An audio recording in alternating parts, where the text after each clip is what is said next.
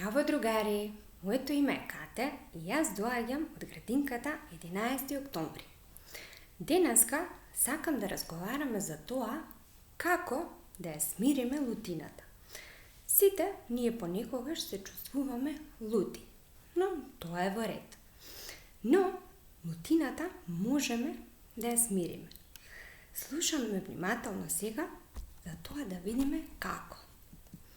По некој пат сме тажни, затоа што работите не одат онака како што ние сакаме. Тажни сме и кога не можеме да правиме нешто што ние сакаме.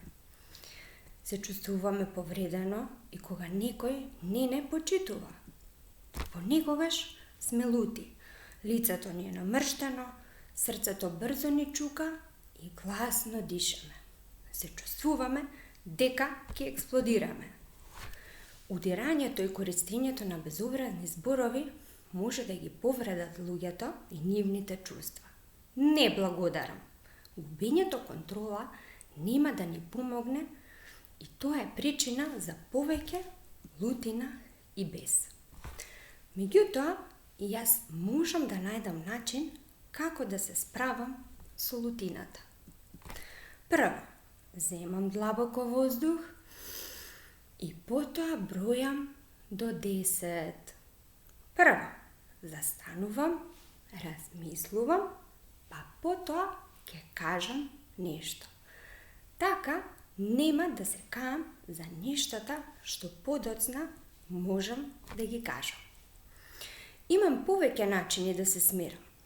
Одам на некое мирно место, каде што размислувам. Можам да цртам, да читам книга или да пеам песни. Исто така, можам да излезам надвор, да трчам, играм или се дружам со другите другарчиња.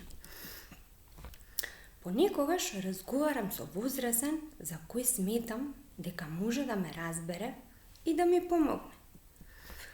Кога сум смирен, можам да размислувам појасно.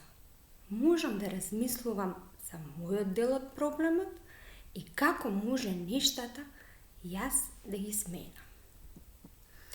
Можам да бидам трпелив и да им простувам на луѓето. Исто така, научив дека секој по некој пат може да прави грешки. Во иднина, ако некогаш сум лут или нешто сгрешам, ќе кажам извини. Не сакам повеќе да ги навредувам другите луѓе. Можам во секого да најдам нешто добро. Позитивното мислење за другите влијае позитивно и на моите чувства.